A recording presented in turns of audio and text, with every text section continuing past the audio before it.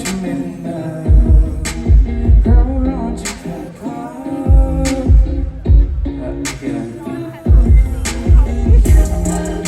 รู้ว่าฉันต้องการอะไร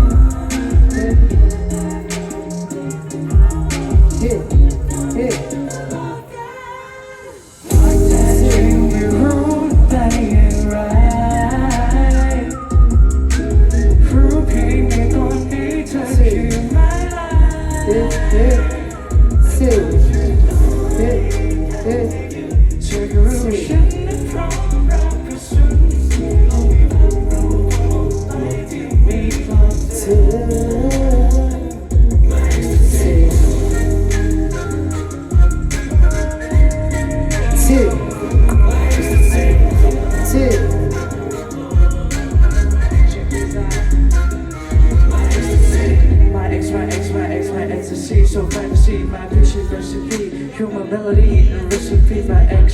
Wait, love is a long, but it can be fun to a days. Have my mind, my little red road.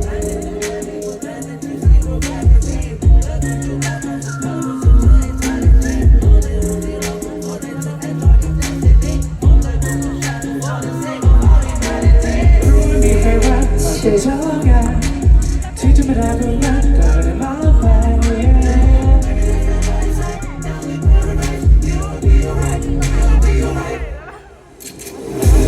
ฉันไม่รู้มันเป็นอย่างไรรู้เพียงในตอนนี้เธอคือ my life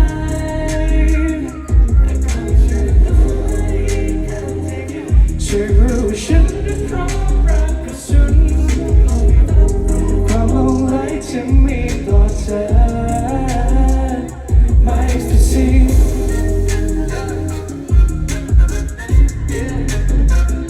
My Ecstasy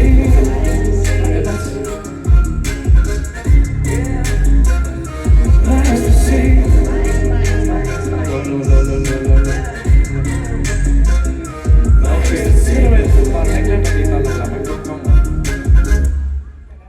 หมายถึงว่าตอนแรกๆมันโอเคแต่ว่าตอนหลังๆมันก้องๆไงไม่รู้พี่